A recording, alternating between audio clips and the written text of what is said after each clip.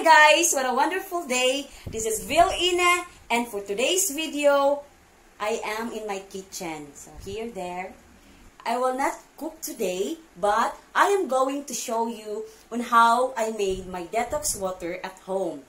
So did you remember the last time of my video about the how to boost your immune system?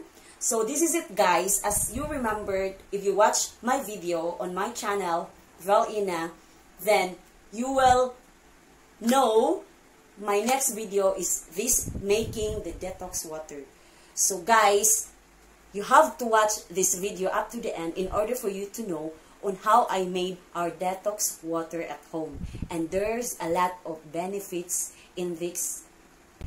And there's a lot of benefits in this. There are a lot of benefits in this detox water. So, let's start. So guys, these are the ingredients. Guys, these are the ingredients. These are the ingredients that we are using today for our detox water. So you just need to have 1 piece of lemon and 1 piece of ginger. Just this size is already enough to make your detox water. So you don't need to have a lot of ingredients. It's very, very, very cheap, and there's a lot of health benefits on it. So if you like to have or to add more freshness, to add more taste on your detox water, you can just add some honey. So here I have a honey there. So if you have honey at home, you can add honey on your detox water. And also if you have some mint leaves, you can add also a mint leaves on it. So let's start now on how we make our detox water. I will just get 1 slice. So I will set aside this one. This is what I am going to put on my glass container. Later, I will show you what I am going to do with this part. So, let's slice them.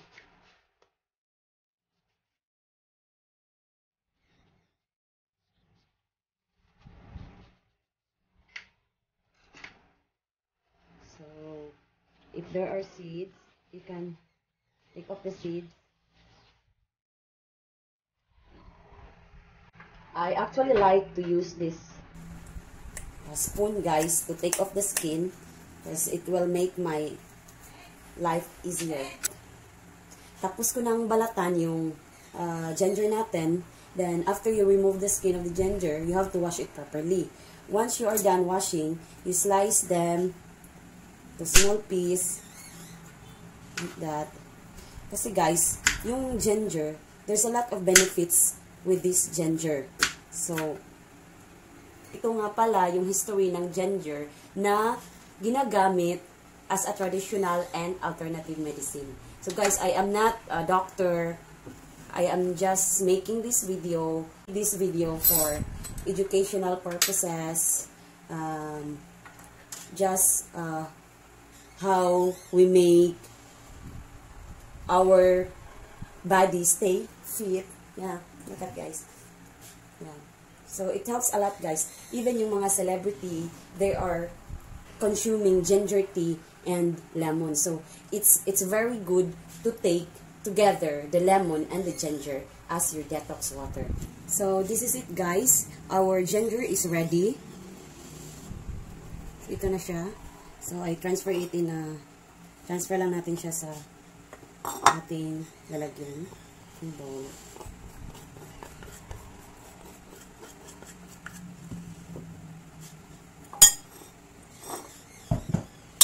Ito na siya. So, the next step, our fire to low. So, we let the water boil 15 to 20 minutes. So, let it boiling. So, guys, as you can see, it's already boiling. So, we simmer it for 15 to 20 minutes until the color of the water juice changes. So this is very good detox water for our body. If you want to stay fit and detoxify, use this detox water at home. Try this detox water at home. It's really effective. And knowing all the benefits, you remember my last video on how to boost your immune system. So this will really help a lot of benefits. So this is my container. What is good in this container is there is like a strainer on it. So it's very easy to pour your juices inside if you want to add something. So this is the lemon. I cut them into small pieces in order I can put in the strainer. So it's like it will add more taste in your juices, or yeah, it will add more taste in our detox water.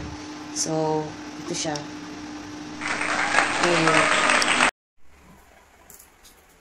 So here it is, guys. I have here a pitcher and I just add 2 teaspoons of our honey, and then now I am going to pour this in my glass container. So you can see what glass container I am using, because the glass container that I am using has a filter of the water. So it's very good, guys, to have a glass container with a filter. And then, guys, ready na yung water natin. Ipo-pour natin siya in our container.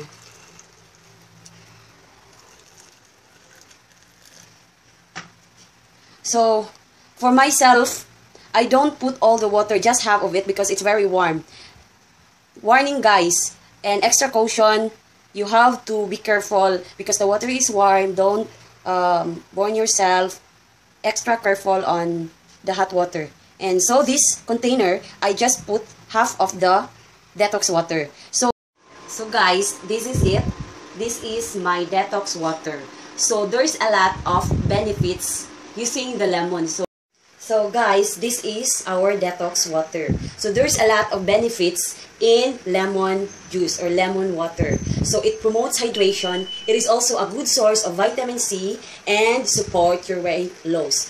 So can aids digestion. So supports weight loss. So this is, guys, you see, I eat a lot, really eat a lot of rice. So even though I eat too much, I even eat a lot of sweets, but look at my tummy. It stay fit.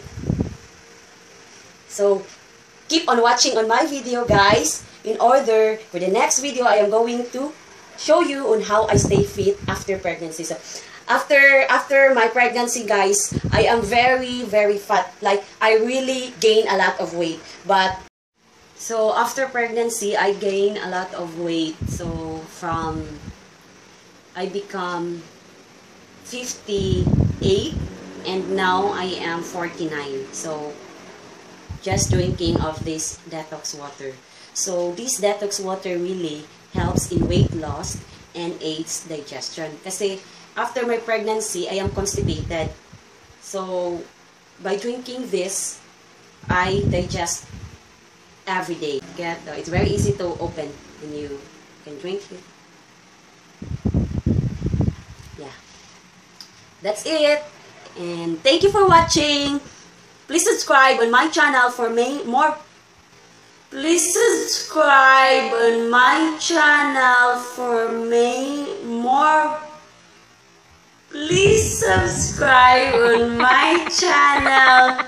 Subscribe on my channel for more videos to come. So abangan nyo, guys, on how to stay fit. That's all for today, and goodbye everyone. Stay home and be safe.